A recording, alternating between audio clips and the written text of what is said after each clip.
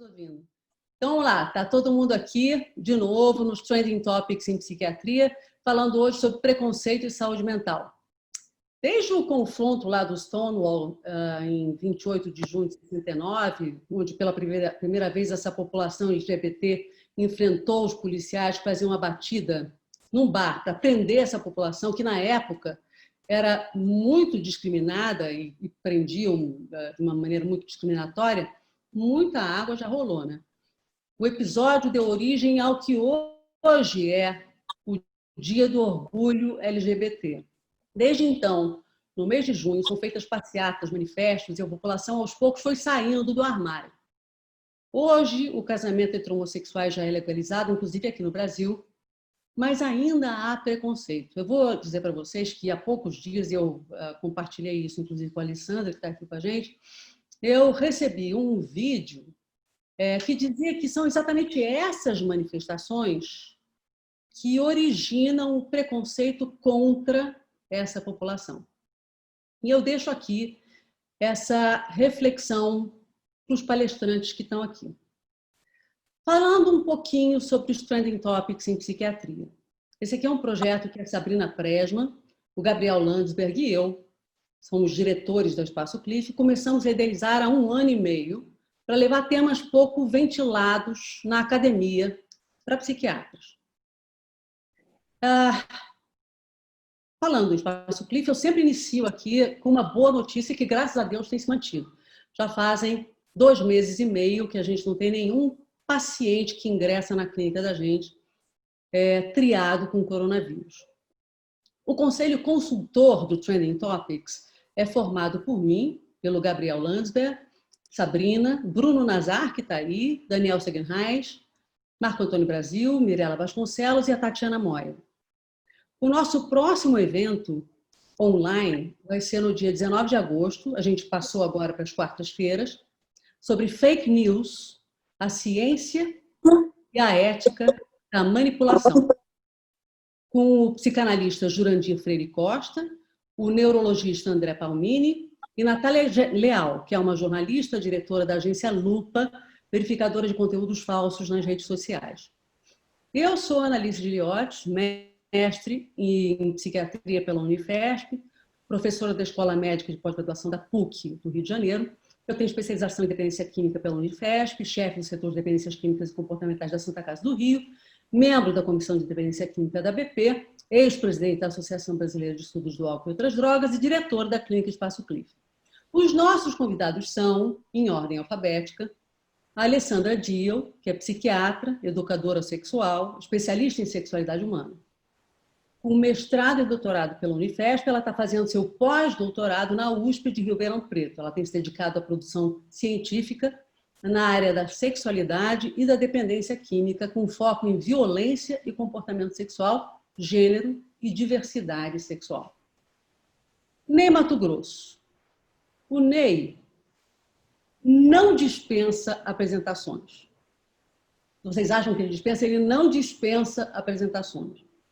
O Ney não é só um cantor famoso, não é só essa pessoa maravilhosa, esse grande cantor que a gente conhece. Ele não foi simplesmente um cara que escancarou a porta da frente para que as pessoas saíssem do armário. Ele não é só isso. O Ney é um iluminador exemplar. Ele faz iluminação de todos os espetáculos dele. Foi ele que fez a iluminação da Fundação Oswaldo Cruz, da Fiocruz, e que hoje em dia, infelizmente, não se mantém, mas os cariocas que viram a Fundação Oswaldo Cruz super bem iluminada, foi o Ney Matogrosso que fez essa iluminação. O Ney fez vários dos figurinos, e fazia junto com o Osmar Bersolato também, vários dos figurinos dos shows dele, aqueles maravilhosos figurinos. O Ney, além disso, é diretor. Eu, particularmente, tive a honra de participar do processo criativo do Ney. Ele dirigiu com a minha irmã uma peça de teatro e é lindíssimo esse processo. E eu sempre digo para as pessoas, e quem convive comigo sabe disso, o Ney, na minha opinião, é o artista mais completo que eu já conheci. Eu digo isso para todo mundo que eu conheço. Sami Fortes, mulher trans, negra, indígena, casada, delegada federal da Saúde da Mulher, coordenadora geral do CAIS, Centro de Apoio e Inclusão Social para Travestis e Transsexuais de Jundiaí e região, coordenadora e idealizadora do movimento Aquenda, LGBTQIA e negros e indígenas, conselheira municipal dos Conselhos de Cultura, Igualdade Racial, Saúde, Mulher e Segurança Pública, e participante de mais de 18 coletivos e redes de movimentos de militância em âmbitos municipal, estadual e federal. E, como moderador, a gente tem o Gabriel Landsberg, que é especialista em dependência química, também é diretor médico do Espaço Cliff, e que está finalizando o mestrado dele em administração de empresas pela Fundação Getúlio Vargas. Eu passo agora a palavra ao Gabriel Landsberg e passo também como moderador, que posteriormente vai passar para a Alessandra Dio. Boa noite, que bom que a gente conseguiu resolver todos os problemas que aconteceram aí no início desse nosso bate-papo. E até para não perder muito tempo, que eu falei que o meu papel hoje aqui é o mais privilegiado possível, né? Assim, eu só basicamente vou escutar de camarote todo mundo falar e ter uma chance de interagir um pouquinho com vocês. Então, Alessandra, queria primeiro agradecer, né, ao Ney, a todos que viessem, que se prontiveram a falar e a estar participando dessa live, e pedir para a Alessandra para começar pela exposição dela, para introduzir o tópico e aí a gente começar o bate-papo propriamente dito com a Sami, com o Ney e com a Alessandra. Legal. Então vamos ver se isso funciona. Funcionou já.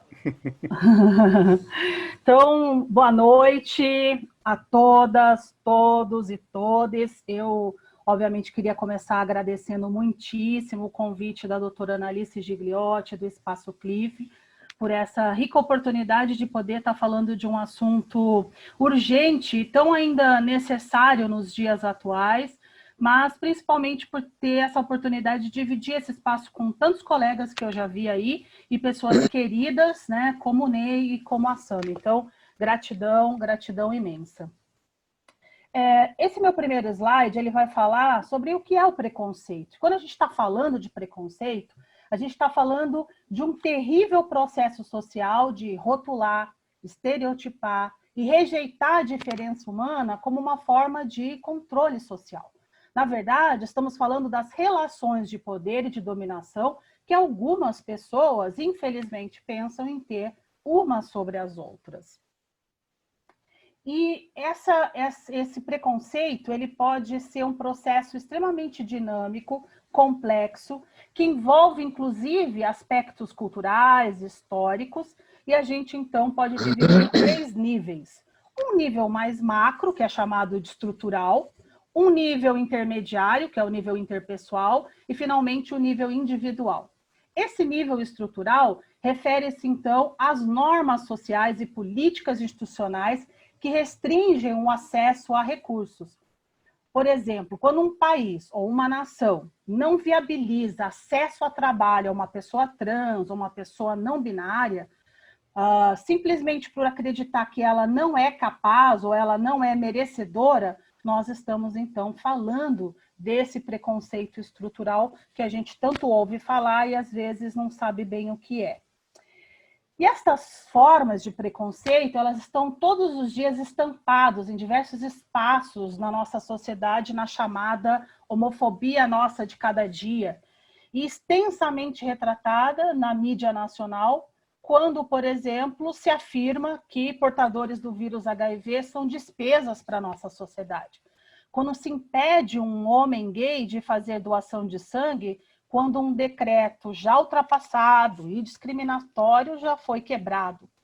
Quando, por exemplo, Daniela Mercury tem que reafirmar o direito ao prazer feminino ao falar, como mulher, falar de prazer é difícil, imagine como um LGBT. ou quando atores negros e gays, por exemplo, são preteridos em papéis nas novelas ou no cinema, por exemplo.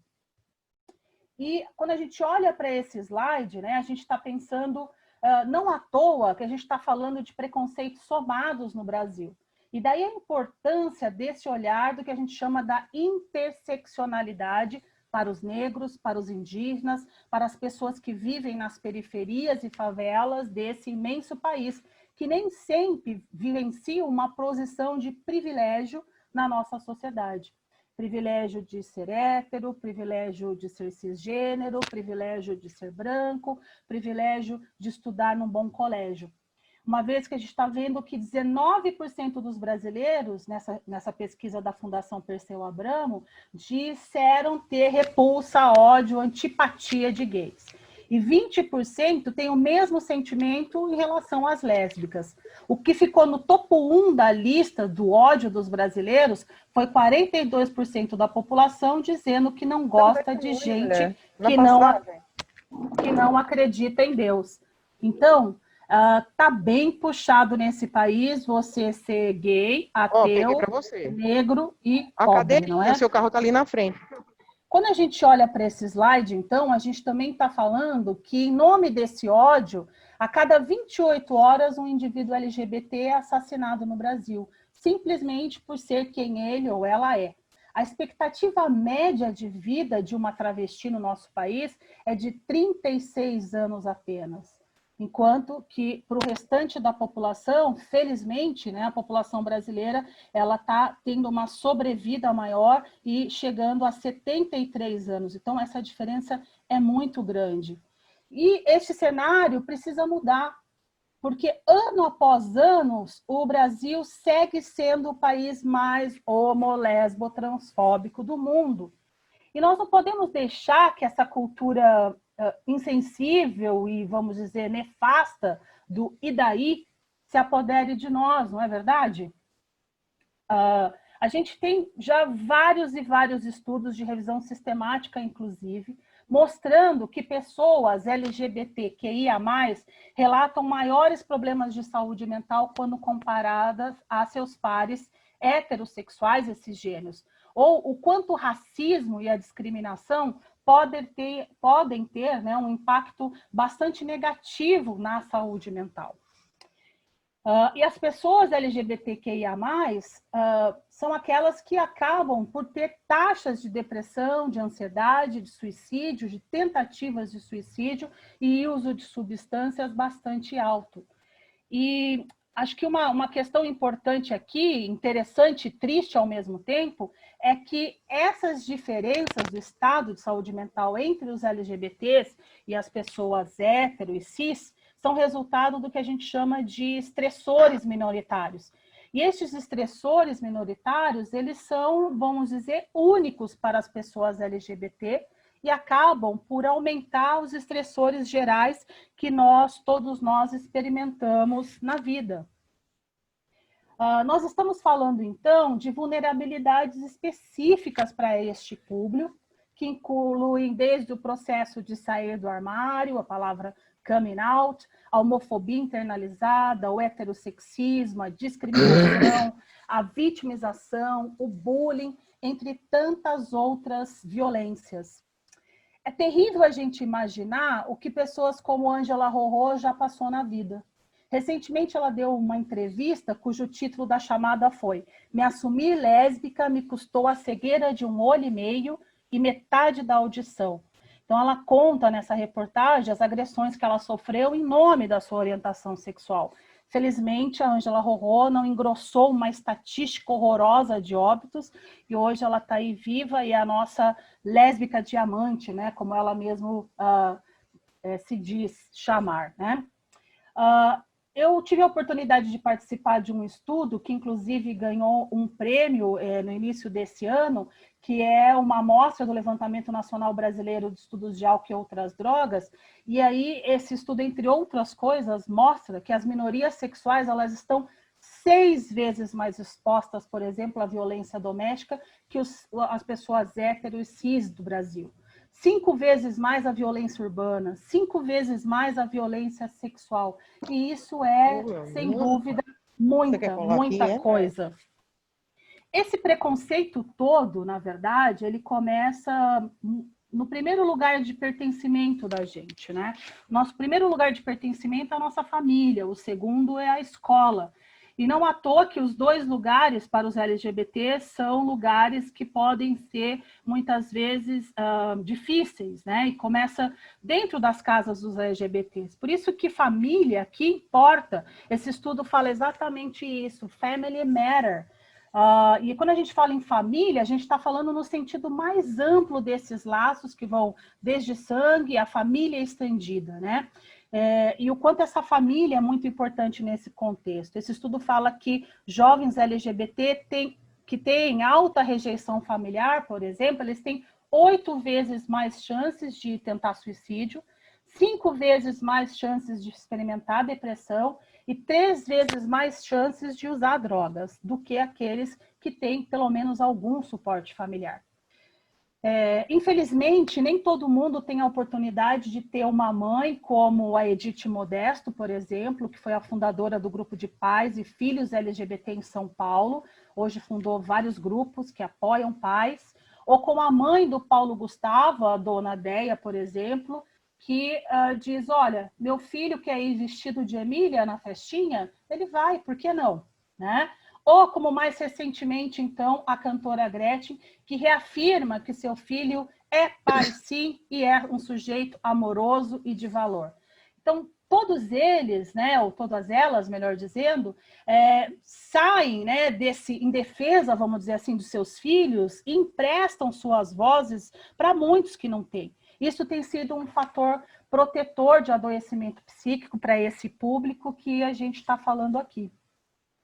Interessante também observar que o sofrimento e o comprometimento, por vezes encontrado em pessoas trans, podem ser explicados por experiências de rejeição e violência, em vez de serem características inerentes a identidades trans.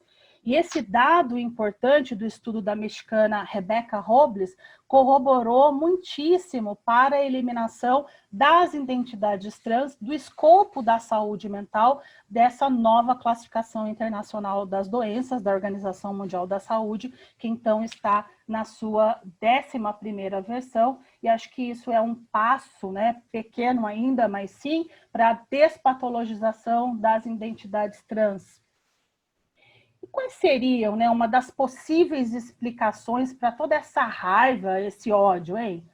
A psicologia nos empresta um conceito interessante chamado de formação reativa para tentar entender a homofobia. Obviamente, a homofobia não se deve somente a uma formação reativa, mas esse é um dos possíveis fatores, né, que em geral a gente vai encontrar na psicanálise, na psicologia. Trata-se de um mecanismo de defesa, na verdade. Quando eu desejo muito algo, eu tenho medo daquele algo e tenho a leitura muitas vezes de inaceitável e ao mesmo tempo eu não consigo lidar com todos esses sentimentos e pensamentos, em geral a pessoa pode agir numa direção extremamente oposta de hostilização, de agredir aquilo que ela no fundo, talvez sinta desejo, amor ou até mesmo tesão, como queiram, né? Então, hashtag fica a dica aí, tá? Mas eu queria também falar um pouquinho daquilo que tem sido protetor para o não adoecimento psíquico, que são as nossas fortalezas, as resiliências e as superações dos LGBTs. Quando um pai, numa grande passeata, leva um cartaz dizendo minha criança trans é meu herói, ele está afirmativamente naturalizando para ele e para as outras pessoas o óbvio. Ou seja, que ele ama essa criança e que ele aceita e respeita ela como ela é. Ou quando uma jovem diz orgulhosamente em sua bandeira, not afraid, sem medo, ela nos está dando, basicamente, né, uma esperança que esse mundo pode ser, de fato, melhor para todos nós vivermos sem medo. E aqui eu me lembrei do padre Haroldo falecido, que dizia uma máxima, né, que era medo de nada, só amor. E acho que ele talvez estava bastante certo. é fato, né, que a aceitação da homossexualidade mundo afora tem aumentado, como mostra esse gráfico do estudo que é extremamente interessante, que chama Society at Glance, e mostra, principalmente em países como Islândia, Suécia, Holanda, Noruega, Dinamarca, Suíça, a gente tem aí, ao longo dos últimos anos, uma maior aceitação. Outros, no entanto, ainda tem muita lição de casa para fazer, né? Turquia, Lituânia, Estônia, por exemplo. Vocês podem ver que o Brasil nem configura, né, nessa escala aí que está talvez below zero. A mesma questão tem acontecido com a aceitação das identidades trans ao redor do mundo, e como mostra esse gráfico, no mesmo estudo do Society at Glance. Mas nós não podemos nos esquecer que todos nós temos direitos sexuais, que são, na verdade, direitos que foram baseados primordialmente em direitos humanos. E esses direitos já foram extensamente ratificados por várias associações importantes do globo. Uma delas é essa WASH, que é a World Association for Sexual Health, no qual afirma que todos nós temos direito à igualdade, à não discriminação, o direito à privacidade, o direito à informação, o direito ao prazer, o direito à atividade sexual sem coerção e autonomia do nosso corpo, entre tantos outros direitos. E, para terminar, eu emprestei esse slide da Márcia Rocha, uma mulher advogada trans, de uma palestra que eu assisti dela essa semana, que diz que quando uma sociedade proíbe ou cerceia alguém de estudar, de trabalhar, de ter uma família e de ser feliz apenas por conta de preconceito, na verdade, essa mesma sociedade está fazendo algo muito ruim para si mesmo, não é verdade? E era isso para a gente, então, um aperitivo, talvez, para iniciar essa conversa, então, com os meus colegas e a gente debater um pouquinho sobre esse tema.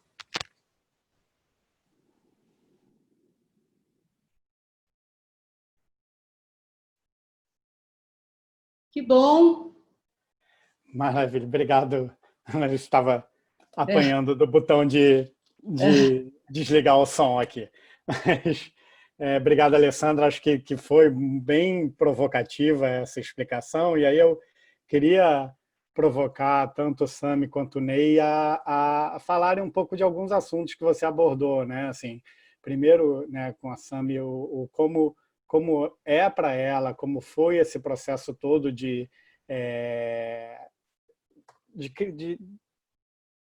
conseguir ocupar esse espaço que ela ocupa, né? Assim, que certamente não foi fácil. E para o Ney, que você falou muito da questão, né, Alessandro, de como o orgulho é uma ferramenta de resiliência, e o Ney acho que é um ícone disso, né? De como se portar, não deixando o preconceito dos outros interferir com o que ele acreditava ser ele, do jeito que ele acreditava e acredita que tem que ser.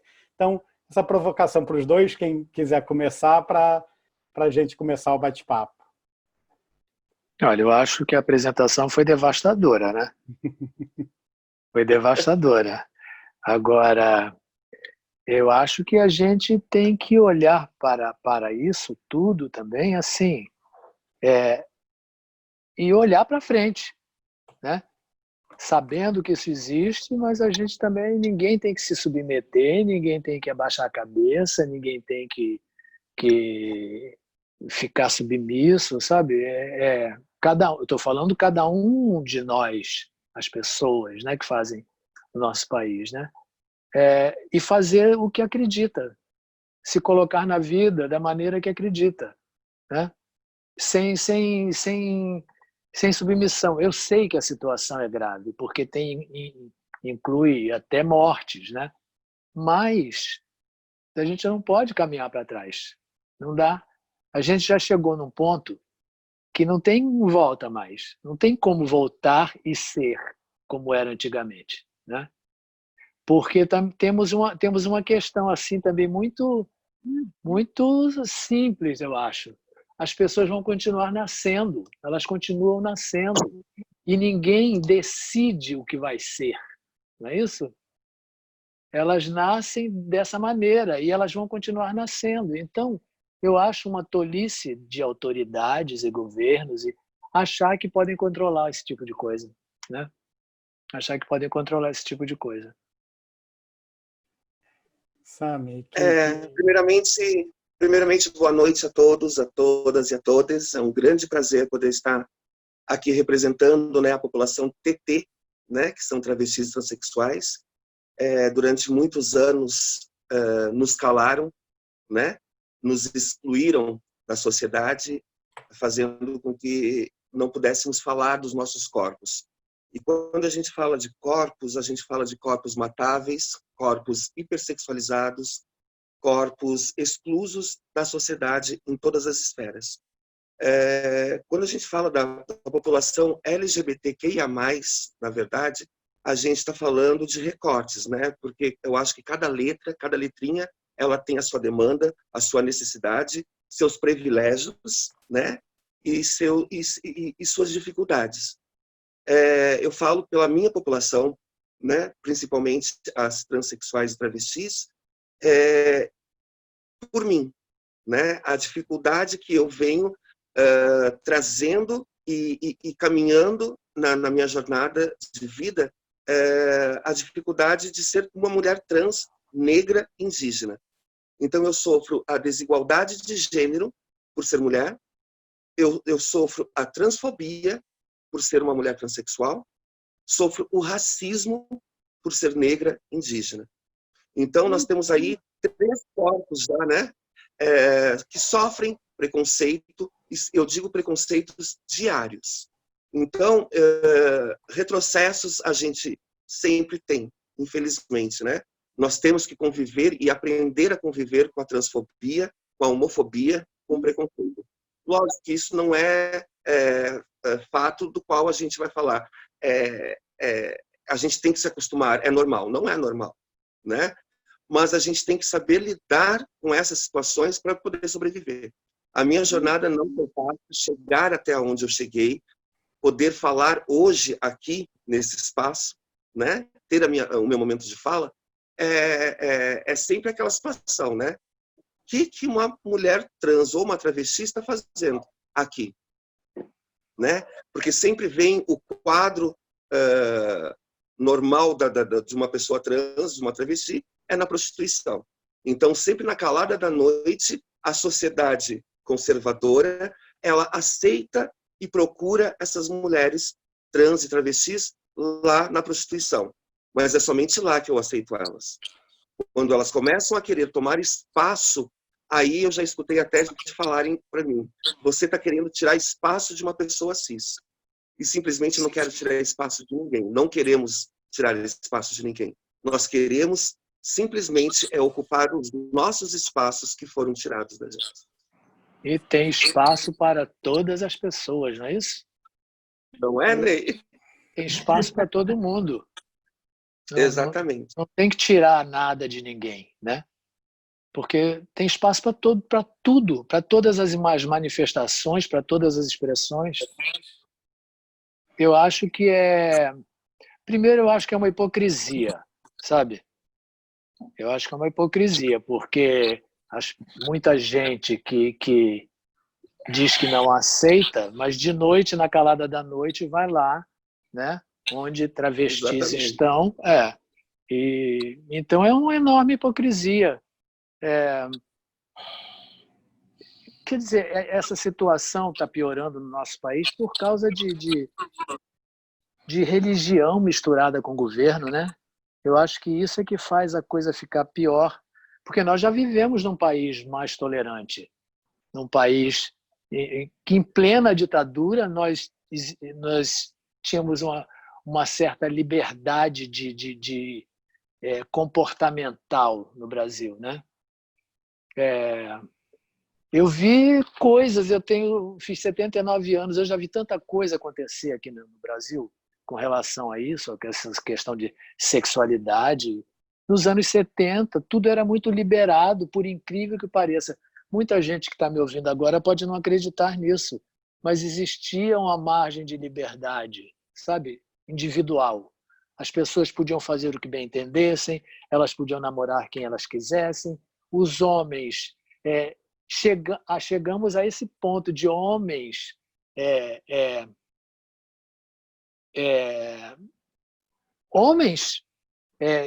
se darem ao luxo de experimentar transar com outro homem apenas por curiosidade, sem ficar taxado de nada e sem ficar, sabe, sem virar nada, não virava nada, não era nada.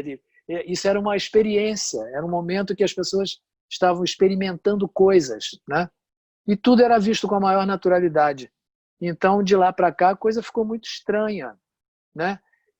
Ficou muito estranha. Eu continuo sendo a mesma pessoa, assim, que defende as liberdades, né? Todas elas. Eu acho que todas as pessoas têm direito a viver, né? E a se expressar e a existir. Mas eu entendo, sim, que estamos piorando. Eu entendo que estamos vivendo um momento assim de retrocesso mesmo. Retrocesso mental. mesmo, né? Mas eu acho que a gente ver esse retrocesso também, a gente não tem que se submeter a isso, né? Porque espaço, liberdade que foi adquirida a duras custas, não pode ser, você não pode abrir mão dela, né? Não podemos abrir mão do que nós conseguimos a duras custas, não é isso? Sai daí, Pretinha. Ela quer participar também. Pretinha já passou 2 vezes aí na frente. Aproveitando a brecha, só para falar que quem tiver alguma pergunta, alguma coisa, pode escrever. Eu queria só comentar no chat que a gente vai lendo e respondendo. Fala, Posso Alessandra. falar, Gabriel? Na verdade, enquanto eu acho que existe esse tremendo retrocesso assim, social e político, né? A gente discutir se pode ter gênero ou não na escola. Que absurdo eu não poder falar de gênero na escola. Ou seja, as pessoas têm medo de falar de gênero. É atraso mental. Como se gênero, eu vou sabatinar as pessoas a serem trans. Quando, na verdade, a gente tem que falar de gênero para falar da violência doméstica, que é altíssima, né? Da violência contra a mulher, que é altíssima, e várias outras coisas que são relacionadas a gênero. Mas, enquanto vocês estavam falando, eu fiquei pensando, cara, as últimas semanas eu atendi no consultório algo que me deixa muito contente, assim, que é ver pais, né, extremamente afirmativos com seus filhos. Coisa que talvez, não sei se na sua época, né, Ney, isso era tão claramente dessa forma, né? Não era. Não era. É o paradoxo, né? Porque ao mesmo tempo que há uma retração do pensamento, né? Mas existe um fluxo maior, né? Dessas pessoas e que as famílias abraçam e que as famílias defendem, né? Então é tudo um movimento assim. Claro, a evolução não é contínua para frente, né? Ela vai e ela vem, ela vai e ela vem, ela vai e ela vem, né? Quando a AIDS chegou no Brasil, talvez você não saiba, muita gente não saiba, mas as aeromoças internacionais ali na Praia do Diabo, elas trocavam de roupa e ficavam nuas. Isso não era um escândalo, sabe? Todo mundo olhava com naturalidade para aquilo. Quer dizer, os homens, quando mergulhavam também é um recorte zona sul do Rio de Janeiro, né? Tenho essa consciência.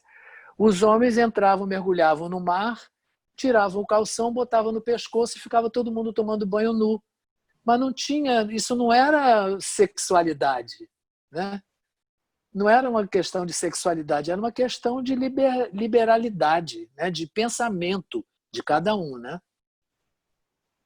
Mas, assim, o engraçado é que eu fico escutando, né, a fala do Ney, as estatísticas que a Alessandra, né, trouxe, e assim, é impressionante como a gente ainda consegue ver os recortes dentro da própria população LGBTQIA+, né?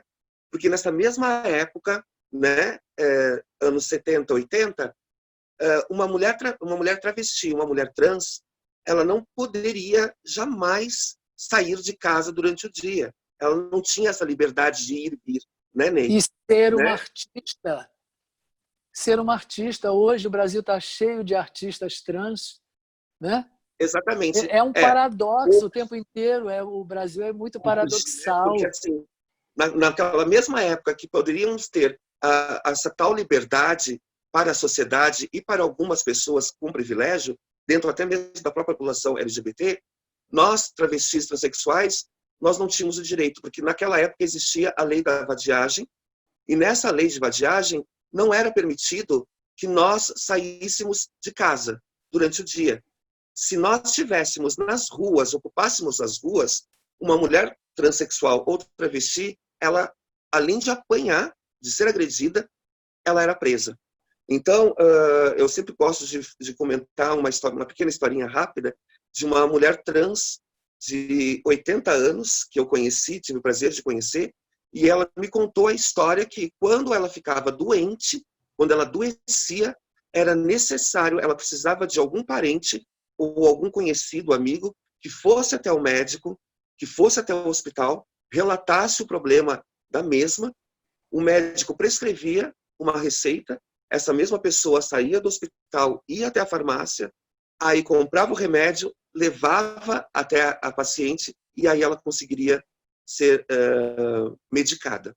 Então, esses retrocessos e essas histórias, elas acabam afirmando cada vez mais para mim a exclusão da população TT no geral, né? Sendo ela no passado ou no presente. Porque se nós formos colocar na ponta do lápis toda a situação que nós vivemos ainda hoje, as nossas exclusões, a falta de direito que nós temos, né, principalmente em políticas públicas, nós estamos dentro de um país que no ranking mundial é o número 1, aonde mais mata mulheres trans e travestis. Sim. Mas que também mata mulheres, né? Os homens matam muito as mulheres. Agora, também, pensando... né? É uma coisa muito absurda. Eu vou me permitir falar uma coisinha. Vou me permitir falar uma coisinha sobre isso que o Ney falou. Desculpa tá comentando, mas assim, a minha visão, Ney, é que você também vem de um background dos anos 70, e você é um artista dos anos 70, em que era um pessoal que tinha muito mais liberdade, né? Sim, você viveu e conviveu também com o Cazuza, e estava na frente dele, inclusive, depois Cazuza, então, enfim, você tem um background de muita liberdade dos anos 70. Mas isso não foi verdadeiro para a maioria dos homossexuais, que eu conheço diversos, que ficaram dentro do armário durante muito tempo, né? Você e os seus amigos conviveram muito livremente com a sua homossexualidade, e eu entendo, desculpa tá falando sobre isso, tá? Mas eu achei que era necessário falar um pouco sobre isso. E eu acho que talvez agora tenha havido um pouco de retrocesso, como vocês falaram, mas eu tenho essa impressão de que você viveu uma liberdade em relação à sua sexualidade que não foi verdadeira para a maioria dos homossexuais, ainda mais no interior do país. Né? Mas ninguém me ofereceu não, filhinha. Sei. Ninguém me ofereceu não. Eu fui, sabe? Eu disse assim, eu exijo que me respeitem, sabe? Não tem essa conversa, sabe? A primeira vez que eu fui à televisão, na TV Globo, com Secos e Molhados, tinha uma passagem de som, tá? E aí eu ouvi uma voz dizendo assim, é proibido olhar para as câmeras. Eu disse, mas eu vou olhar para as câmeras. Eu quero me comunicar com quem está em casa. Era proibido você se comunicar com quem estava em casa. Eu disse, vou olhar para a câmera e sempre olhei. E sempre olhei. Porque eu queria isso, eu queria que as pessoas me vissem meus olhos, entendeu? Então tem isso agora. Eu sei o que você está falando. Eu sei o que você está falando. Mas você fala como se tivesse sido fácil para mim por ser artista. Não, eu tive que peitar, sabe? Eu tive que peitar. Agora, hoje em dia, a quantidade de artistas trans, eu fico surpreso, sabe? Eu fico surpreso com a quantidade de artistas trans e que são aceitos pelo menos em tese, né? Pelo menos em tese. Porque aceitos até ali, né? Até certo Elas ponto, são aceitas até ali. Aí eu vou aproveitar... Mas são artistas que vão e que se apresentam nos lugares e que não têm muitos problemas, né? Eu vou aproveitar esse tema para pegar uma pergunta que veio aqui do chat, que é por que você acha que aconteceu isso, esse câmbio na sociedade, falando desse retrocesso, né? AIDS. Foi na AIDS. Ali foi o... Foi um corte. Foi um corte. Foi um corte, veio uma doença que associaram à homossexualidade, que não tinha nada a ver, porque um vírus não decide em quem vai pegar pela sexualidade da pessoa, né? Perfeito, Ney. Exatamente isso. Também penso assim. Eu acho que eu vou fazer uma provocação. De águas nessa situação do preconceito, né? Aqui no país, particularmente. Fazer uma provocação no sentido oposto, né? A gente está vivendo no momento da AIDS, e aí eu falo como psiquiatra de infância e adolescência, que você vê que o risco que os adolescentes percebem em relação a contrair o HIV é muito, muito menor, é até alarmante em relação a se preservar e a se cuidar, e etc. Como é que nesse momento que a AIDS não é um problema mais, entre aspas, na cabeça das pessoas, apesar de continuar sendo, continua tendo essa onda mais retrógrada do que no momento dos anos 90, por exemplo, final dos anos 80 e anos 90, quando a AIDS era um problema e que tinha ainda um pouco mais de liberdade do que o que a gente vê hoje em dia. Mas a doença matava, né? A doença matava. Hoje em dia ela não mata mais. Essa é a grande diferença. E é por isso que as pessoas estão se esquecendo de que tem que se proteger, né? Estão esquecendo que tem que se proteger. Em relação a essa situação, eu vejo muito também a questão dessas novas medicações que estão tendo no mercado, né? PrEP, PEP, então, tudo as isso. Pessoas estão começando, aparece muito lá no meu consultório lá, jovens, adolescentes perguntando, né? Se eu usar PrEP, então eu não vou usar preservativo. Eu falei assim, não é bem assim que as coisas funcionam. Então, ainda é necessário, e eu ainda sinto muita falta hoje de uma divulgação maior de prevenção, né, na mídia. Eu acho que hoje está focado tudo na Covid. Lógico, é uma pandemia desconhecida, está matando milhões de pessoas, mas pessoas estão morrendo de outras situações. Pessoas estão adoecendo ainda de outras situações, né? Então, essa juventude ela precisa ser mais informada.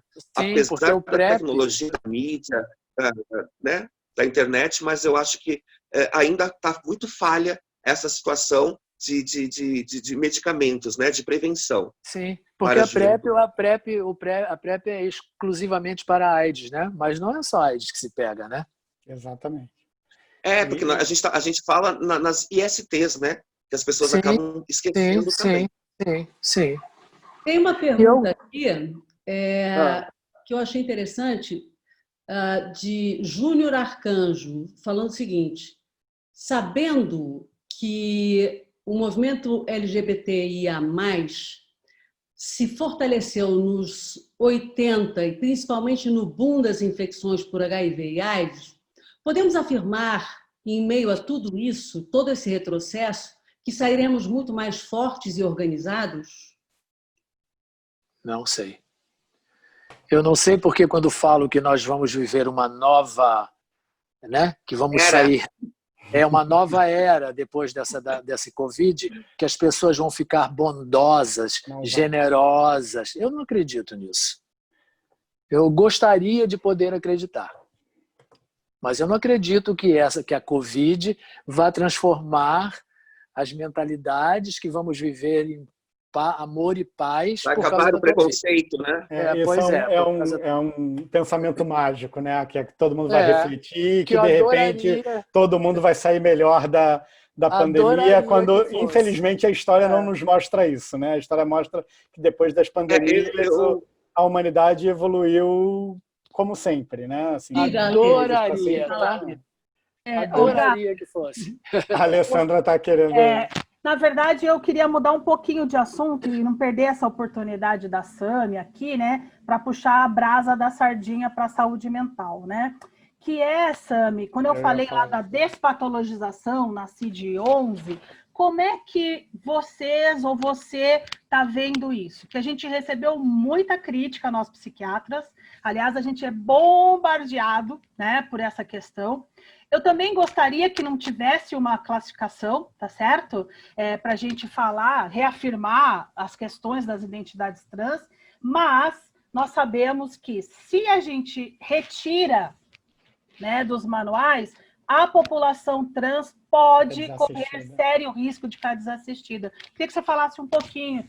E aí eu vou aproveitar e fazer um comentário que veio aqui, tá? Só para ir no embalo e você comentar, tá, Sam? Assim, eu sou um homem trans, trabalho como educador social em um lugar que é comandado por evangélicos. Eu não consigo comer de tanto repúdio por ser obrigado a me sentir covarde. Afinal, tenho contas a pagar. Então, falando dessa questão da saúde mental e do preconceito e como isso interfere no indivíduo, passo a bola para você, Sam.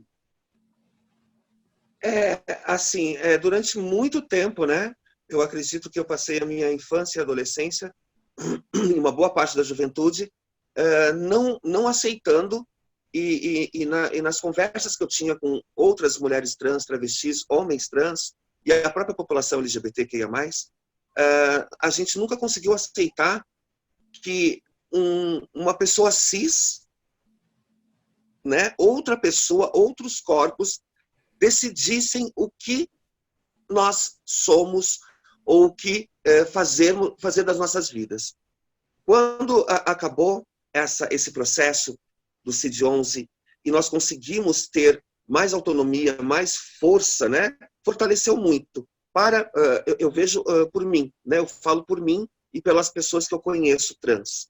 Era muito difícil naquela época você conseguir fazer a sua retificação do prenome gênero. Então, o processo ele levava mais de 4 anos. Nós tínhamos que fazer diversos exames, passar por diversas situações para poder conseguir fazer a troca do nome. Se você fosse ir no processo seletivo para empregabilidade, mais uma maratona aí. Nós tínhamos que ter também todo esse processo, passávamos por psicólogos, psiquiatras, e simplesmente por termos a nossa identidade resolvida. Porque, na verdade, a verdade, como eu sempre digo, eu e toda pessoa trans, travesti, nós não temos problema algum com a nossa identidade de gênero, né? Os incomodados são quem tem preconceito. As pessoas, os preconceituosos é que tem problema, não é isso? E é um problema deles. Eles que resolvam. Na verdade, né? Porque a gente só quer ser feliz, né? Posso fazer uma pergunta depois? Sim. Então, assim, eu acredito muito que nós tivemos um grande avanço nessa situação, porque nós conseguimos alcançar o que não tínhamos, né? Voz, autonomia na sociedade, para poder falar, para poder, sabe, fazer toda a logística de podermos ser garantidos dentro da sociedade. Certo. Então, essa quebra desse CID-11, ele veio realmente para fortalecer a causa. Já aproveitando bem rapidinho, naquele outro tema que nós estávamos falando, sobre a Covid-19, a pandemia, e se vai mudar, eu, enquanto ativista militante, eu não tive isolamento, eu não tive quarentena, eu tive a preocupação, enquanto ativista, de correr atrás de ações sociais para as minhas manas, né? Aquelas mulheres trans, as travestis que ficam lá na rua, certo? Postas de um convênio médico, elas não têm assistência em nenhuma área, em nenhuma esfera mediante ao governo. Então, essas pessoas que eu tive preocupação em primeiro lugar. Então, eu tive um retorno, uma devolutiva muito bonita mesmo. Não estou fazendo aqui, né, jogando flores para pensar que tudo é lindo e maravilhoso. Não, não é. Mas nesse momento, nesses 4 meses de pandemia, que eu estou à frente aqui, pelo menos no meu município e região, de poder estar fazendo algo para a população no geral. Quando eu falo população e quando a gente fala em diversidade, eu não falo só nos LGBTs, não. Eu falo nas mulheres, eu falo nos negros, eu falo na população. Sim. Né? Sim, então, nós tivemos uma devolutiva da sociedade muito forte, muito rápida. Né? Em poucos meses, a gente conseguiu fazer doações de mais de 2.000 máscaras. Eu acredito que as pessoas se uniram mais em prol da sociedade vulnerável. Né? Então, assim, sempre coloco e sempre pontuo. É sociedade fazendo pela sociedade. Porque se esperarmos pelo governo, a gente morre de fome e morre de fome. Nós estamos vendo a situação do Brasil, né? A situação do Brasil, em total abandono, né? Em total abandono, né? Aí estamos todos na mesma canoa, estamos todos em abandono, né? Pois é, chegamos nesse ponto. Eu queria te fazer uma pergunta. Essa questão de poder ter nome, documento, isso já está legalizado? De poder mudar? Hoje é mais um processo aí com passinhos de formiga, né, que eu digo, né? Tem alguns estados que ainda os juízes, né, das cidades, dos municípios, ainda são um pouco resistentes, né? Mas o processo ele ficou muito mais fácil, mais ágil para a gente, né? Nós tínhamos que, por exemplo, há 5 anos atrás, nós tínhamos que conseguir um advogado para poder abrir essa ação judicial, né? Para termos esse direito. Hoje, basta se você nasceu, por exemplo, você é do Rio de Janeiro, então, se você nasceu na cidade do Rio de Janeiro, você pode ir no cartório que você foi registrado, né?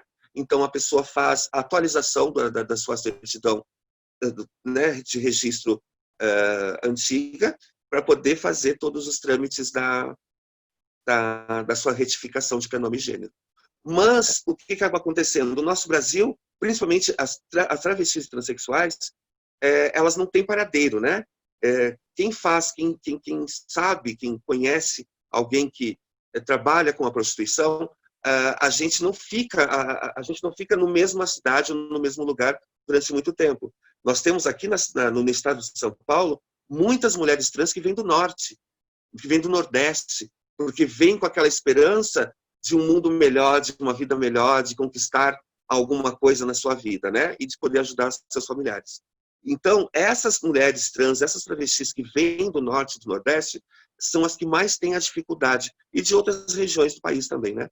Todas essas mulheres têm muita dificuldade em poder fazer a retificação.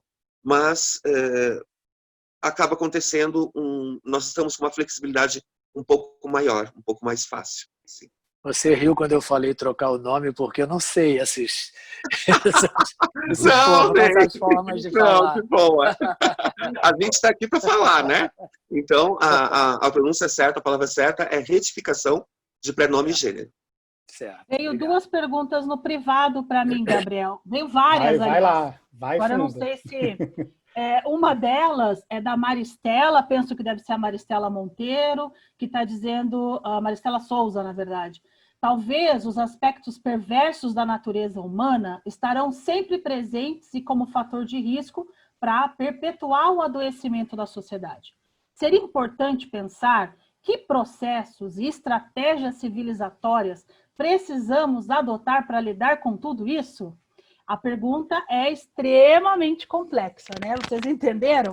Quer dizer, o que a gente tem que fazer para que... Eu penso que a educação a educação seria o principal, né? Seria, a educação, né? Seria. Exatamente. Eu acho que isso vai muito com o que a Sami falou já também, de que a gente não pode esperar que isso venha do governo, né? Isso vem de ações como essa, da gente estar se organizando enquanto sociedade e discutindo como abordar a sexualidade de uma forma geral na educação, né? Assim, não simplesmente não tem nada de simples, mas não apenas a transfobia ou ou preconceito com homossexual, mas abordar a sexualidade de uma forma mais ampla, né? E tratar todos os assuntos com naturalidade, né? Sim, a própria deveria, eu acho que deveria ter educação sexual, sim, para crianças. Claro. Depende da maneira como você aborda o assunto. Exatamente. Né? Você tem que, tudo tem que preparar. Tem que ser adequado para a idade, mas tem que ser falado. Né? Você tem que preparar essas crianças para serem adultas, não é isso? Uhum. Infelizmente, nesse momento, os educadores sexuais estão muito cerceados de poder falar essas questões nas escolas. Nós estamos vivendo um momento horroroso. Vira ideologia de gênero, né?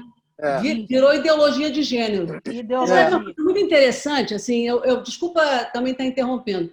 Eu tenho uma irmã que mora na Suécia, né? E é muito interessante a visão que eles têm. Eu estava vendo eu não sei se foi um artigo, um documento que você enviou, que mostra todos os países, quais são os mais transfóbicos, Alessandra, quais são os menos transfóbicos e tudo mais. A Suécia, os países nórdicos, são os menos transfóbicos que existem, né? E que, inclusive, se pergunta se, entre eles, né, se aceitaria um político transgênero. E lá eles aceitam facilmente, 80 e tantos % aceitam políticos transgêneros, tranquilamente. Bom, lá na Suécia, a educação dos meninos é da seguinte maneira. Assim foi com o meu sobrinho neto, né? O menino estava lá, devia ter uns, 5 anos, 6 anos, botou um vestidinho e quis andar de vestido na aula. O pessoal tinha umas roupas lá para eles brincarem, vestir, ele estava de vestido. Saiu a foto dele na capa do jornal. Estou falando isso aqui, minha irmã talvez veja isso e ela vai falar. Saiu na capa do jornal um menino de vestido. E ela chegou para mim, uma brasileira, olha só que loucura isso, né? Brasileira, meu sobrinho brasileiro. E ela disse assim, Analice, o que é isso? O menino estava vestido de vestido. Eu digo, qual é o problema? Mas botou na capa do jornal. Qual é o problema? E lá, o interessante, eles entendem isso como uma coisa de você pesquisar a sua sexualidade, né? Uma coisa de você investigar seu próprio gênero, uma liberdade, né? E que aqui a gente não tem isso. A coisa da educação na escola, a coisa começa por aí.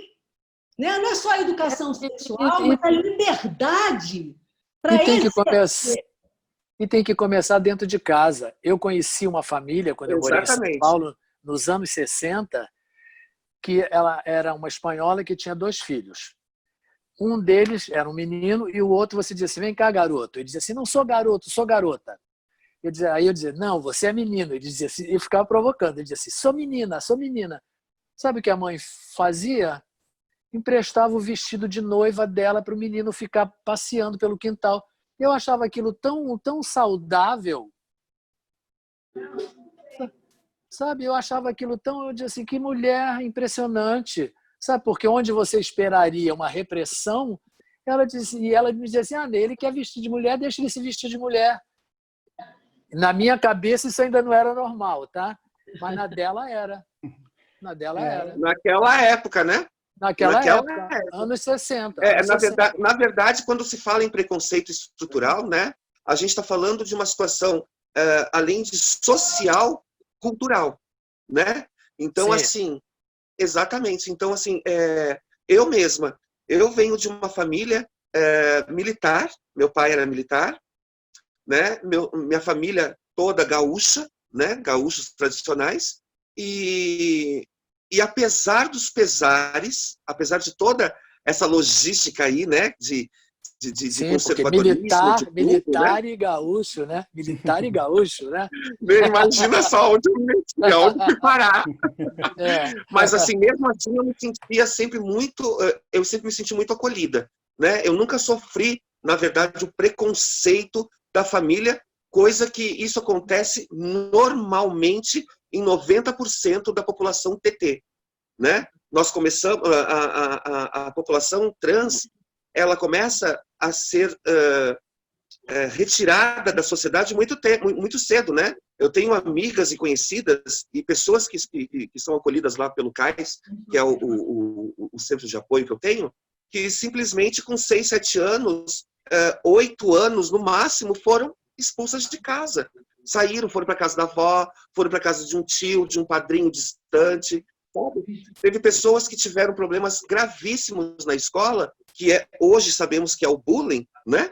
Mas que, assim, sofreram muita represália, e eu tenho certeza, quando eu falo e afirmo que esse preconceito estrutural, ele é social e cultural, porque se a situação não começar dentro de casa, se o ser humano não botar na cabeça que nós estamos em 2020 e que existe pessoas trans, pessoas LGBTs, e que estamos vivos e que estamos, graças a Deus, né, ocupando os espaços que nós realmente sempre tivemos que ocupar, a escola não vai conseguir, porque o professor, o educador, vai falar uma coisa na escola, vai chegar em casa, essa criança ela é capaz até de ser agredida e reprimida pelo pai e pela mãe, que não são tão abertos, né, a esse tema como a sociedade hoje está. Eu acho, Gabriel, que isso é importante. Deixa eu só falar, Alessandro, depois eu te mando, tá? Que eu vou ler aqui um comentário da Érica, né, aqui falando que o inverso do preconceito é o empoderamento. Eu acho que tem tudo a ver com o que a gente está falando aqui. E relatar também essa questão de como a sociedade tem que mudar junto com a escola, né? A coisa tem que andar em paralelo.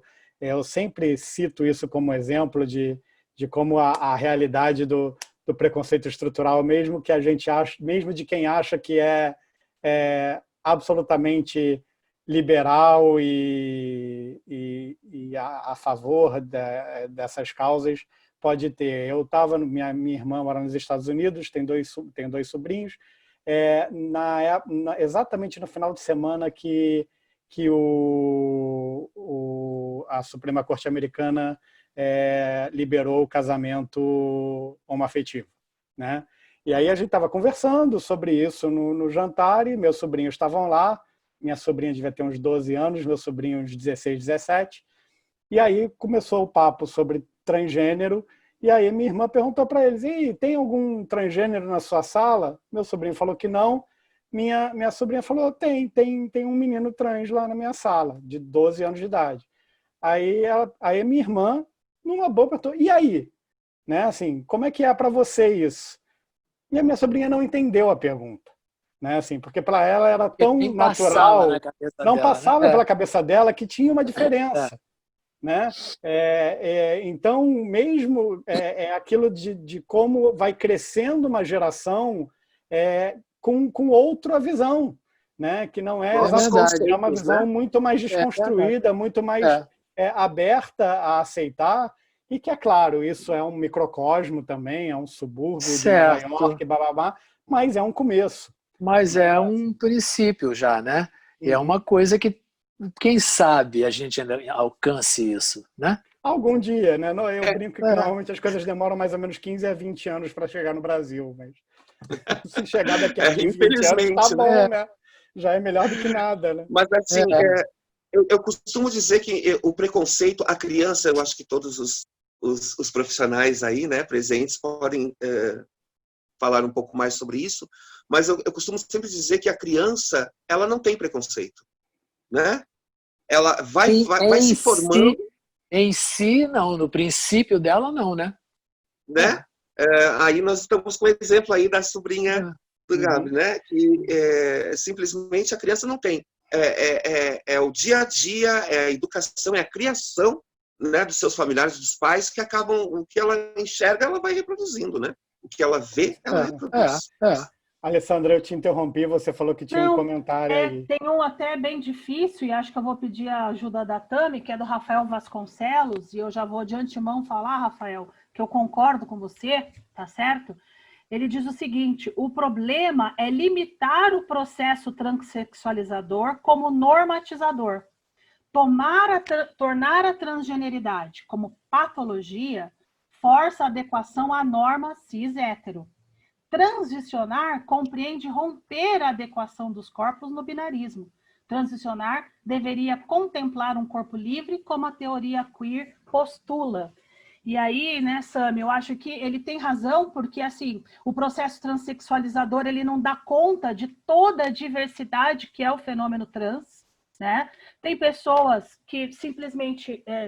e, aliás, a teoria queer fala isso, né? Ela desengaveta tudo aquilo que a gente engavetou, ela desengaveta, ela desconstrói. Exatamente. Né? E aí, como é que eu normatizo alguma coisa dentro dessa diversidade toda? Né?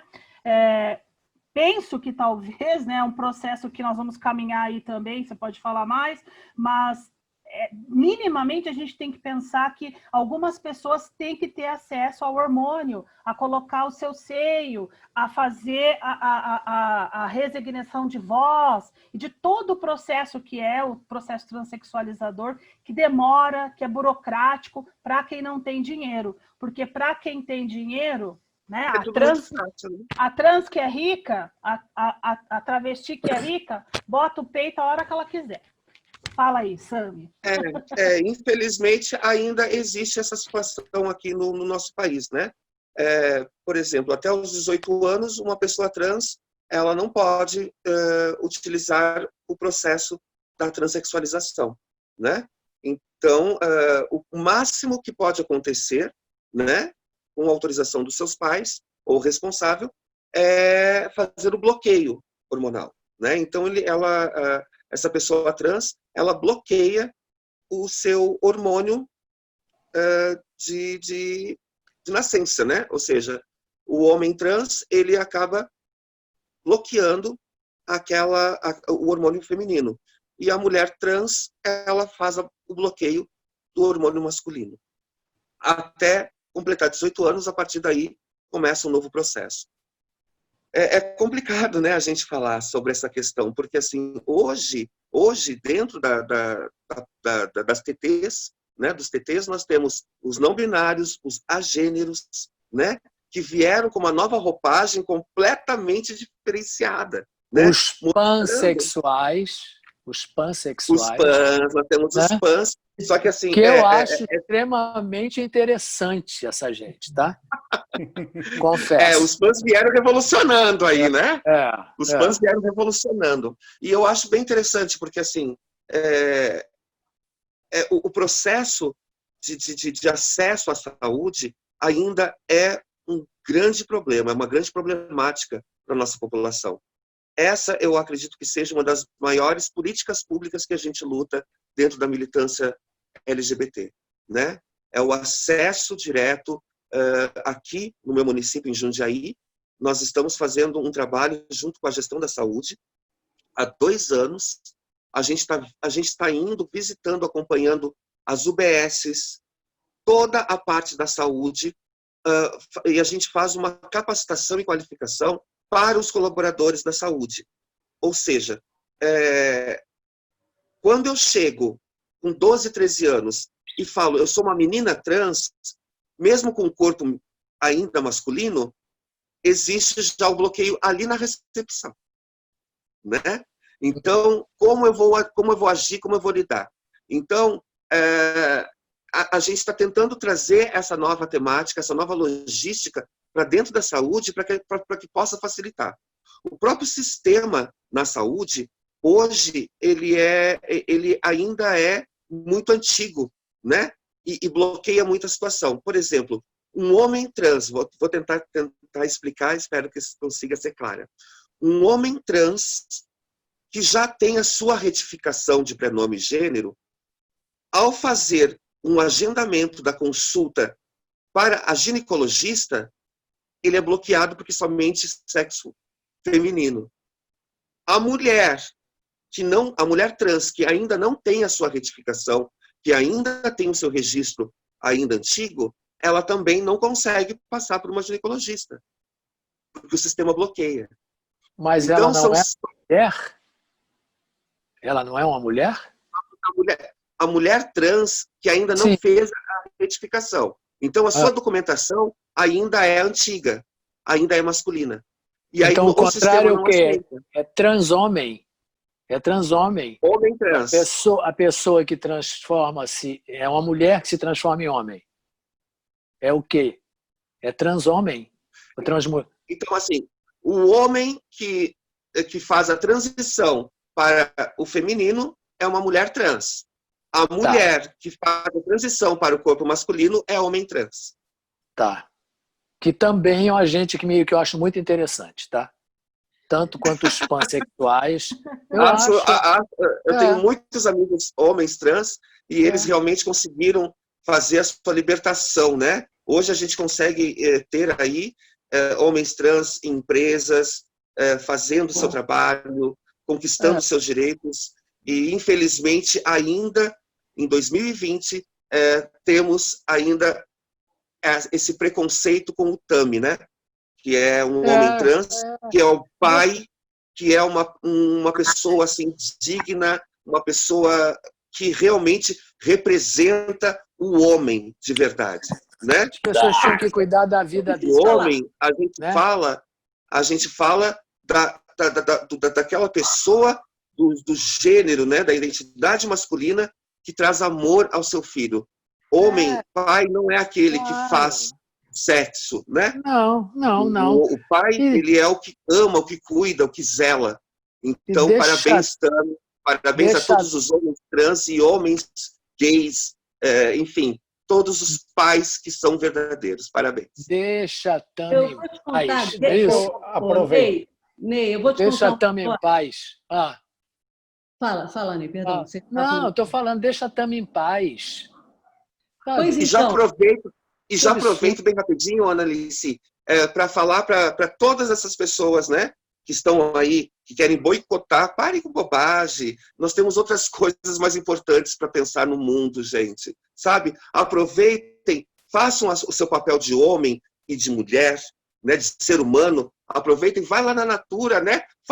Compra lá, porque são mulheres que estão lá, as vendedoras são mulheres que muitas vezes são mães que fazem o papel de pai para poder sustentar o filho que você não faz. Eu vou te contar uma coisa, Ney, uma coisa interessante. Eu tenho um grupo de amigos, muitos homossexuais, né?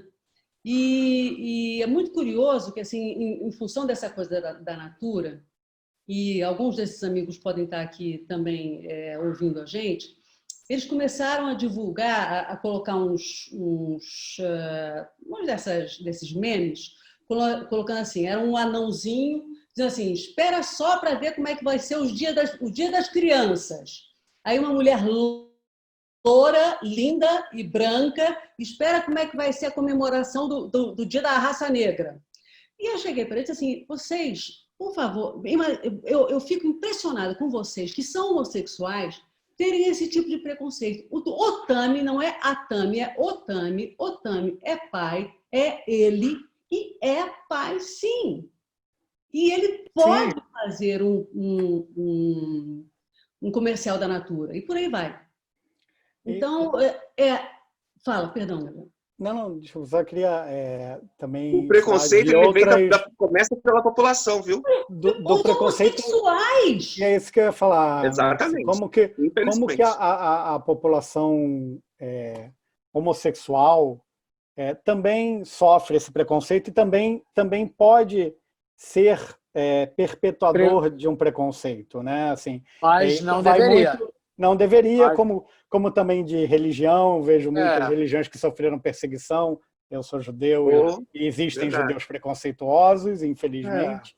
Né? Eu acho que quem já sentiu na pele não pode reproduzir, sabe? Uhum. Não pode. Aí é que tá, né, Ney? E como como que essas questões, porque eu acho que, querendo ou não, Samir, deixa eu provocar um pouquinho de novo, tá? Querendo ou não, eu acho que a causa trans acaba chamando muita atenção, né? Porque vocês têm ocupado um espaço, têm sido vocal, tanto é que boa parte da nossa live a gente tá falando de trans. Como que fica com a população lésbica, gay? Como que é essa relação entre a população trans e a população homossexual? No meu entender, como que não deveria... dividir, como que somar forças e não dividir espaço? No meu entender, deveria ser a mais pacífica possível, a mais respeitosa possível. Uhum. Não sei o que Na a Sami tua acha. vida, Ney, como é que foi na tua vida esse convívio, assim, na tua história? Como é que foi esse convívio? Olha, meu pai, eu tinha 6 anos, e ele já tinha problemas comigo. Eu não sabia que tipo de problemas eu poderia causar, né? Eu não tinha consciência. Mas ele tinha. Ele tinha um problema comigo, que só foi se resolver na minha idade adulta, né? E ele me chamou de viado quando eu tinha 6 anos. Quando ele me chamou de viado, eu não sabia do que ele estava me chamando. Não sabia do que ele estava me chamando. E por que ele estava me chamando disso? Eu não sabia nem o que era isso. Aí, na minha adolescência, ele me chamou de novo. Aí eu virei para ele e disse assim, não sou não. Mas o dia que eu for, o Brasil inteiro vai saber. Roguei essa praga nele. E soube. E soube, o Brasil soube te ama, né? Pois é. Dentro da população ter, e hoje, essa nova roupagem de militância, né? Porque, assim, como eu estou muito à frente da militância, do ativismo LGBTQIA+, não somente município, estadual, regional, mas a nível nacional, a gente eu sempre sinto um fortalecendo o outro. Existe dentro da militância uma frase, né, uma palavra, né, uma pequena frase que fala: ninguém solta a mão de ninguém. E é exatamente isso que a gente está tentando fazer ao longo dos anos, né?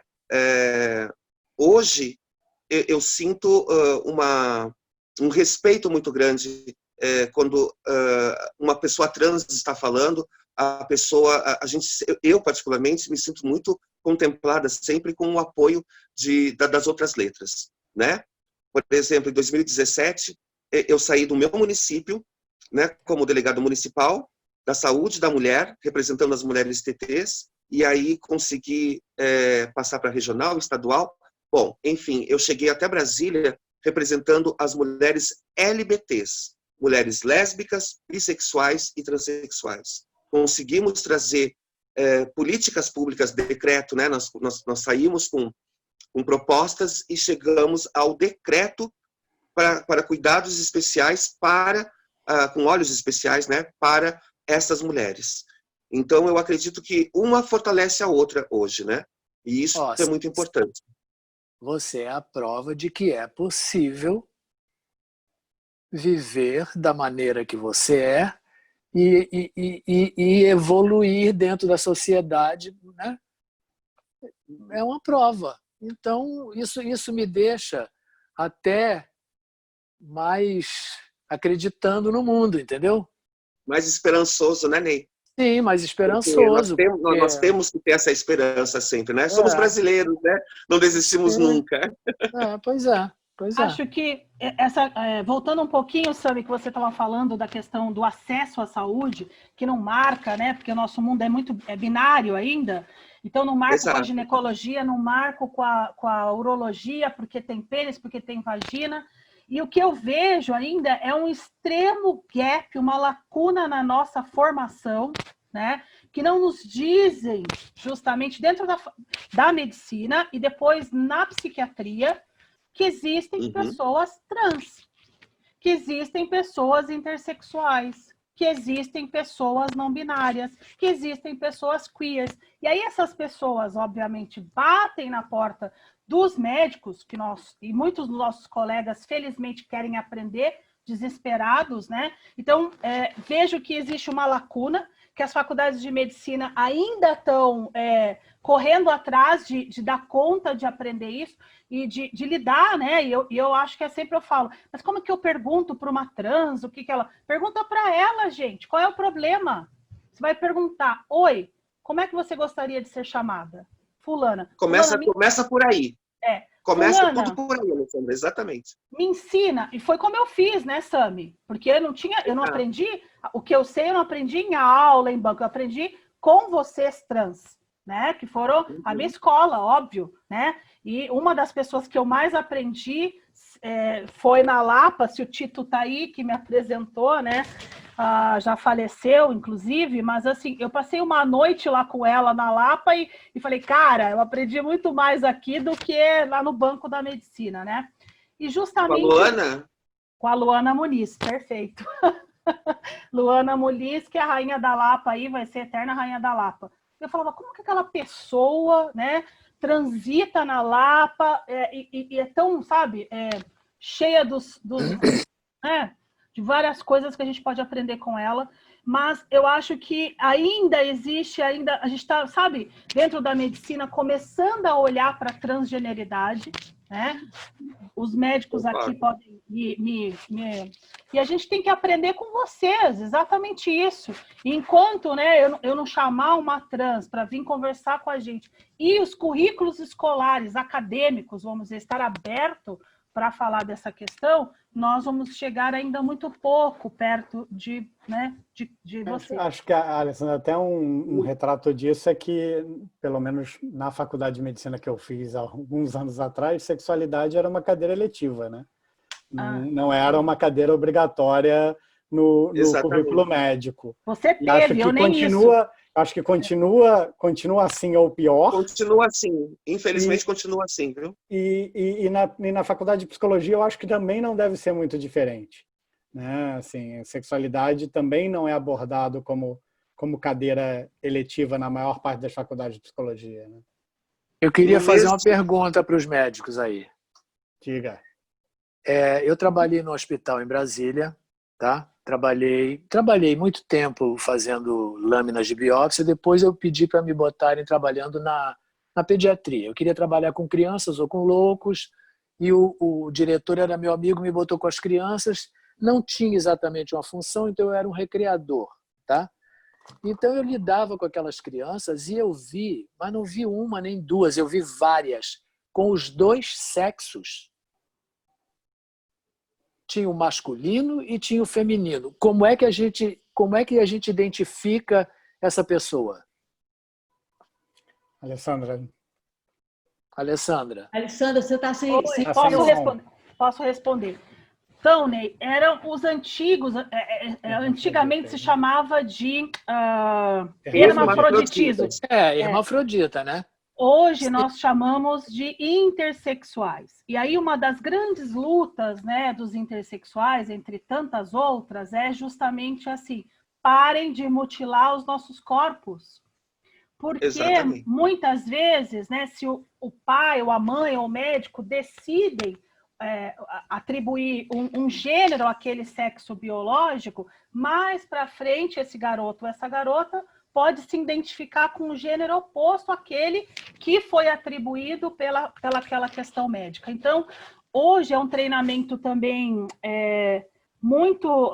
eu só conheci um intersexual na vida, né, e que justamente ele exatamente falou tudo isso que eu estou falando, que na Pelas Tantas, o sofrimento dele é brutal, porque lá pelas tantas ele falou, cara, e agora? Eu não quero ter esse sexo que me foi atribuído, a minha identidade de gênero é outra.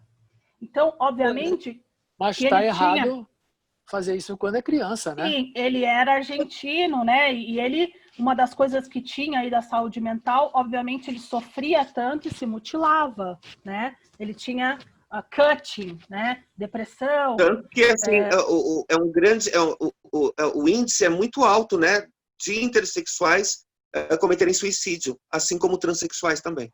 Vou aproveitar essa brecha para fazer uma colocação que a Érica mandou aqui de qual é o caminho ideal de acesso ao suporte de serviços de saúde mental, como assistir as populações LGBTQIA+, o tratamento e ferramentas são o mesmo para todas as populações citadas? O que seria uma assistência afirmativa?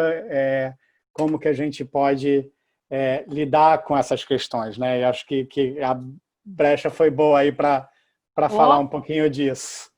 Não sei, Tami, Sami, se você... Tami, já estamos falando Tami. Sami, se você quer... É quase igual, é quase igual. Tami é a parte homem de Sami.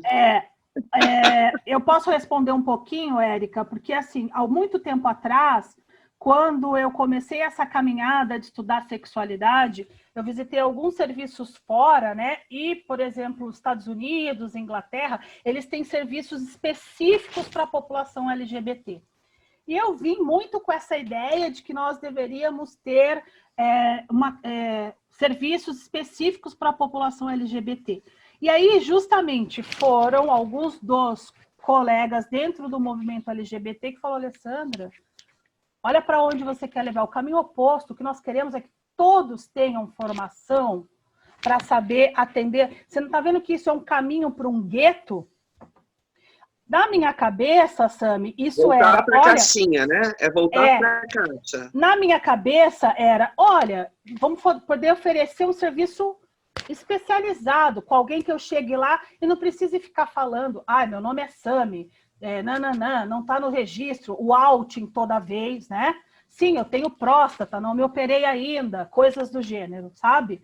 Só que esse alerta é que justamente me chamou a atenção. Nós temos que batalhar para que todos tenham formação para entender as especificidades desse público. Não sei se respondi isso a Érica aí. Parece poliana pensar assim?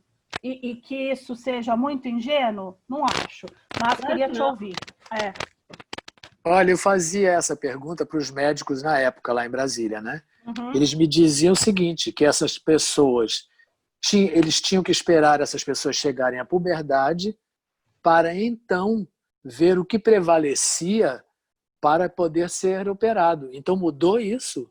Agora operam as crianças, é isso? Em alguns lugares não deveria, Não, ainda não. Assim, o preconizado verdade, é isso, entendeu? O preconizado é que espere. Mas é claro, né, que, infelizmente, tem médicos e médicos, famílias e famílias... Tem pais que fazem isso, né? Isso, médicos e médicos, famílias e famílias que vão buscar uma outra solução, né? Mas em todos os sentidos, até só um pouquinho, já vou deixar só para aproveitar, achei como psiquiatra que trabalha com infância e adolescência, a identidade como um todo, ela não está formada ainda quando você é criança, né? A gente vai criar a nossa identidade ao longo do percurso, inclusive a sexual, né? Então, fazer qualquer tipo de abordagem numa população infantil é temerário, né? Assim, porque a coisa é muito fluida por natureza, né? A criança não sabe o que é que ela é, não é o que ela é sexualmente. Ela não sabe o que ela é, ponto. Né? Ela é uma extensão, normalmente, do corpo dos pais. Né? Assim, então, é claro que isso... Estou falando de forma geral, tá? Assim, sim. De uma forma abrangente. Aquela está sacudindo a cabeça, eu estou vendo. Não é bem assim. Não, estou generalizando, eu sei que eu estou generalizando, mas para simplificar, né? Assim, mas generalizando é isso mesmo, né? As crianças não sabem nem o que elas são, né? Muito menos se são meninos ou meninas, né? Sim. Qual é o exemplo que você deu mesmo, né, Ney?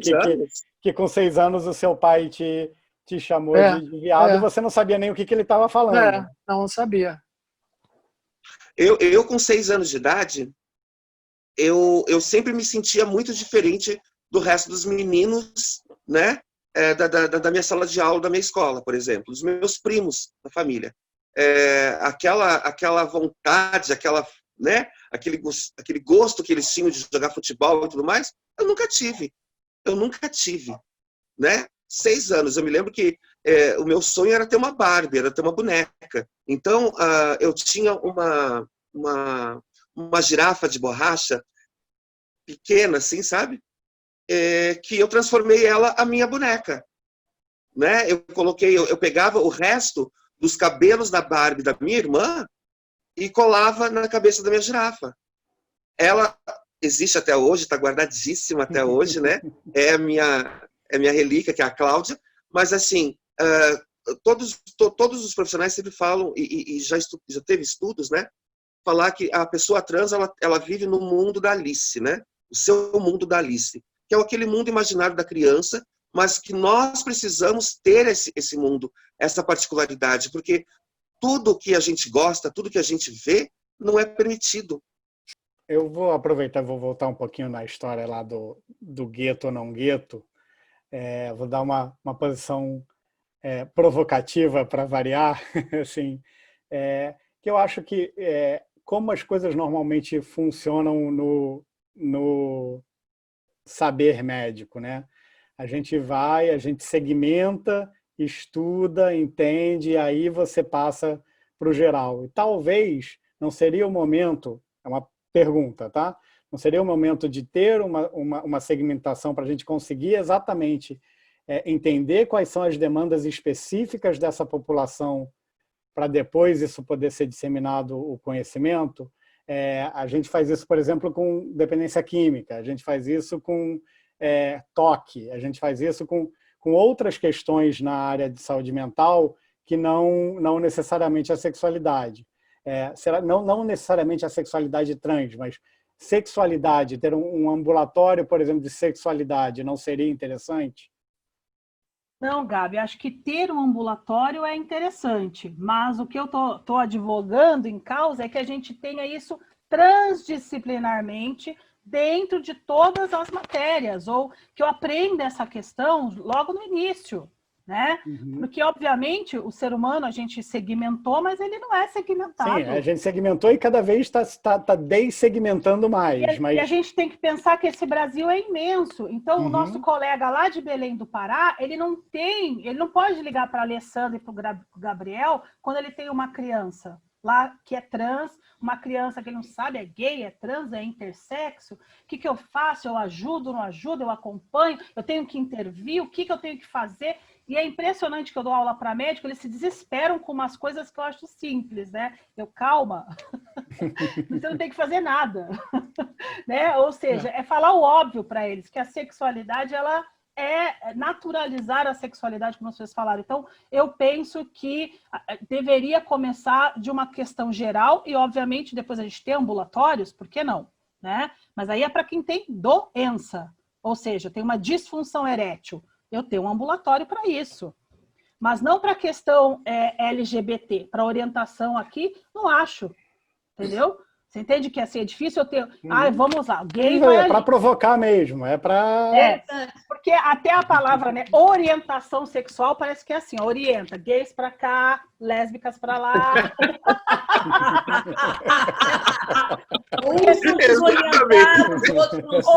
Desorientados para lá, né? Porque na definição de orientação é isso, a direção do desejo, né? Onde orienta o seu desejo. E a gente está vendo que o nosso desejo, ele também não está numa caixinha, né? É multifacetado, né? Com a cabeça, né? Vou dizer para vocês, a gente vai ter que terminar porque a gente já está aqui há 1h50. Olha só que coisa incrível.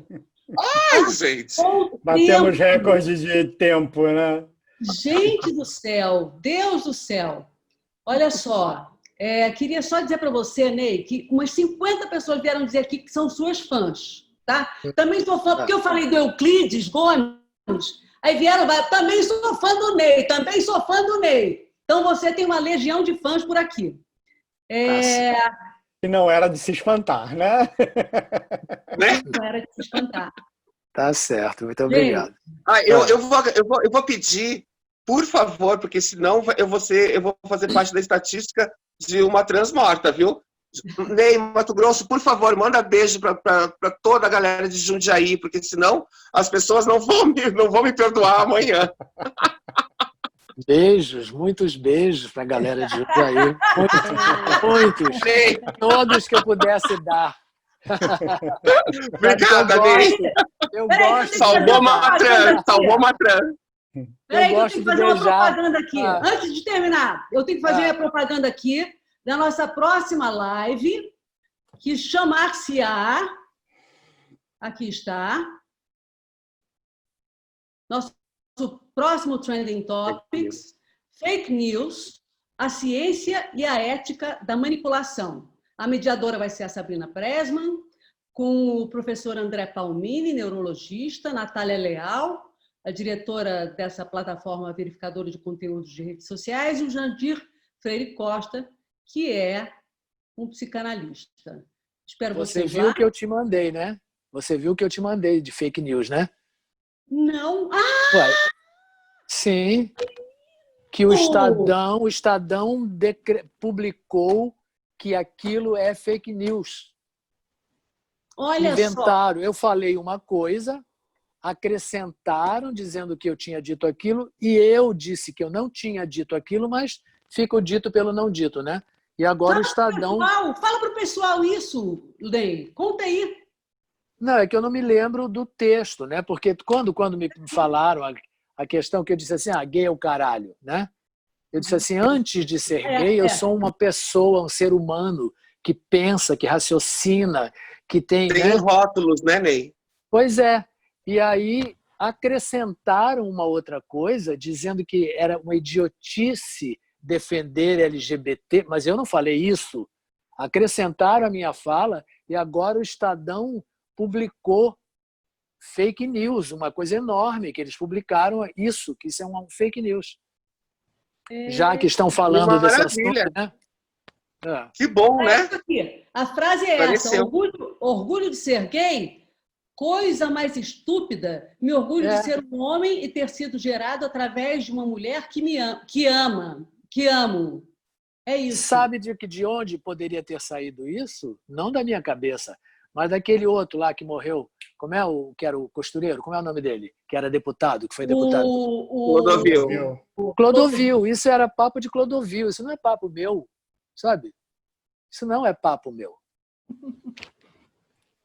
Mas aí eles estão dizendo que era fake. Disseram que é fake. Não, agora.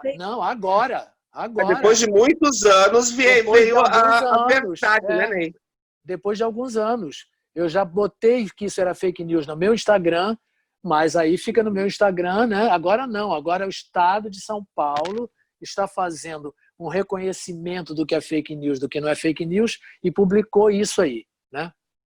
É por isso que vai ser importante a gente ter essa live sobre fake news, que é uma coisa que está sendo muito discutida agora, e é importantíssima, né? Que a gente está sendo alvo disso, né? Todo mundo está sendo alvo de manipulação por fake news, né? Isso é coisa mais comum agora em todos os sentidos, né? Mas nós somos manipulados o tempo inteiro, minha filha. Nós somos manipulados o tempo todo. Não dá para confiar cegamente na notícia, sabe? Essa que é a questão. Pois é. Essa é a questão. Bom, gente, espero vocês. Então, você também, Ney. Eu espero você na nossa próxima live, que vai ser dia 19 de agosto, às 8 horas. Falaram